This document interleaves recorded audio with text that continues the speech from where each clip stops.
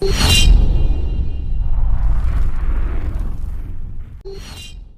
guys! What up, what up? Okay, kumusta na naman? Magandang araw sa ating lahat. Okay guys, kasama ko si AS. Bale, ang gagawin natin ngayon guys, yung mga nakuha nating tulya, bale, ilalagay natin sila sa garapon. Aasinan natin.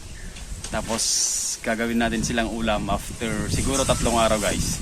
So, ituro namin kung paano ito gagawin. At umpisa na natin, no? Ready ka na? Ready na guys.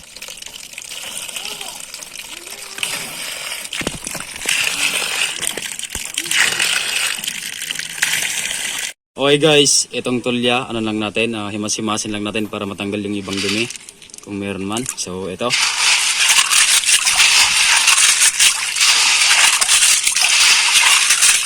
Ito guys, ilang araw na ba yung unang nakuha natin? 2 araw na guys. Bale, nagdumi na sila. Tapos yung iba naman, overnight kasi kahapon lang namin inuwi. Ayan, tuloy natin. Okay. Bale, malinis na to kaya lang ulitin lang natin guys. So pagkatapos nito, isa pa. Yan.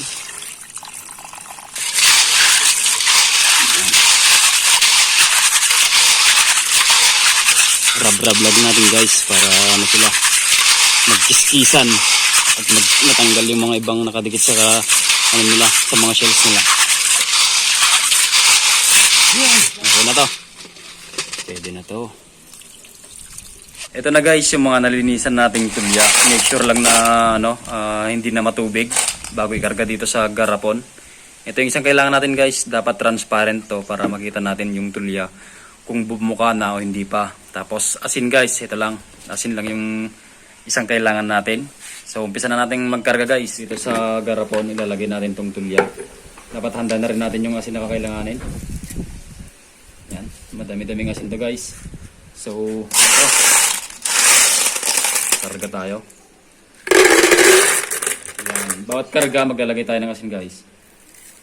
Yan. Tapos shake natin. Yan. Tapos karga ulit tayo.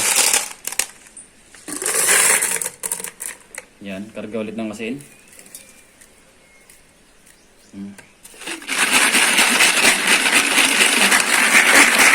Yan. Bale ito guys, parang bagoong yung kalalabasan nito. Yan. Dahil yung asin, pagka natunaw yan, syempre maalat din guys. Tapos malalasahan mo yung lasa ng tulya. Pagka sarap-sarap. Wow. Masarap papakin guys at ikain sa kanin.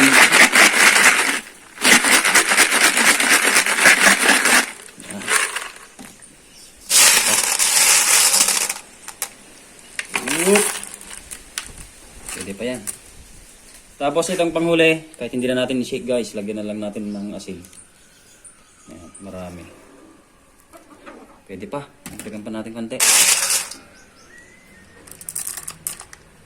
Ito. Yan. Dapat medyo marami dito sa taas guys, kasi pag natunaw tong asin, bababa yung alat. Tapos bubuka na yan, yung tulya na yan.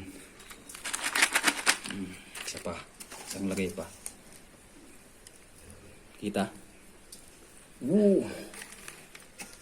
Whoop! Pwede na yan. Tapos tatakpan na natin. Tatakpan na natin. Yan. Yan. Okay, ito na yung kinalabasan guys. Kinalabasan ng paglalagay natin ng asin. Yan, unti-unti nang natutunaw. Ang mangyayari, lalagay lang natin ito sa isang tabi. Tapos bilang tayo ng 2-3 araw o tignan natin kung hanggang kailan bubuka lahat itong mga nilagay nating tulya. So pagka bumuka na, pwede nang ulamin, pwede nang papakin guys.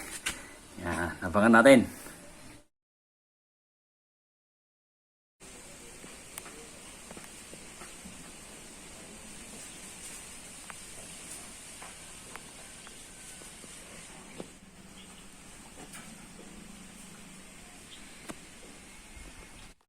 Yun guys, titikman na natin yung binabad nating tulya sa asin. So ito, kakain tayo guys. Yan. Bale ito na guys yung tulya. Yan, nakabuka na sila. So kuha tayo ng kakainin natin. Sarap. Sarap na siya guys kasi bukong-buka na siya.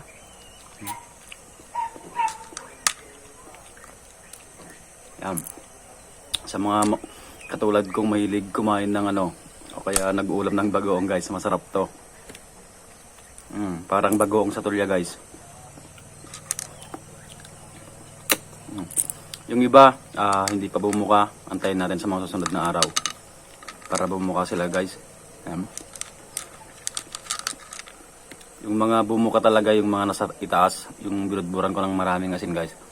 So, kanina nang nakakuha na ako, dinagdagan ko ng asin pa. Pero yung alat nito guys, ano na, sobrang sarap, sobrang okay. Panalo pag may kanin kaso wala.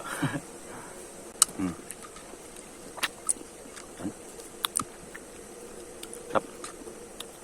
Pasintabi na lang po sa mga hindi kumakain nito. Pero sa aming mga Ilocano kasi nakasanay na namin. Yan. Sarap.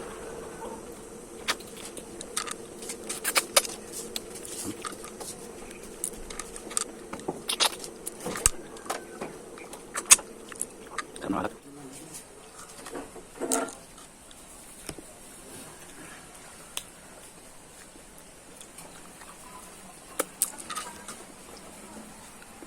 Panglas. Bus na guys. Sarap ho. Pwede ring lagyan to ng ano guys, kalamansi. O kaya suka. Tapos may sili ulit. Sarap. Okay guys, hanggang dito lang. Maraming salamat sa panonood. At kung gusto yung masubukan tong ano, binagoongan, masarap to guys, tulya. So kung maraming tulya dyan sa inyo, pwede nyo lang itry. Pasensya na guys, bagong gising lang kasi ako, tapos yung suot ko, punit-punit. Ganun talaga. Okay,